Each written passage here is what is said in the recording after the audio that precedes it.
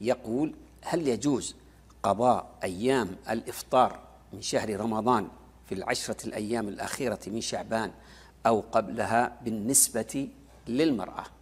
نعم، لا حرج في ذلك. عائشة رضي الله عنها كانت تؤجل صيام شهر رمضان كما ثبت أنها تؤجله إلى شعبان، وكانت تقضي ما عليها من صيام قضاء لشهر رمضان كانت تقضيها في شهر شعبان. والله سبحانه وتعالى قال: فمن كان منكم مريضا أو على سفر فعدة من أيام أخر. المقصود أن الأيام مطلقة في أي يوم شاء، المقصود أنه يصومها قبل دخول شهر رمضان. ولا شك أن المبادرة بالصيام لا شك أنه هو الأفضل، لأن هذا أمر أوجبه الله عليه، وهو ما يتعلق بقضاء ما عليه وما فاته من الصيام. فلذلك المسلم الأفضل في حقه أن يبادر بالصيام. ربما عائشة أخرت ذلك مرة أو لأسباب معينة، وإلا الأصل أن المسلم دائما يحرص على أداء وقضاء ما عليه من أيام فائتة.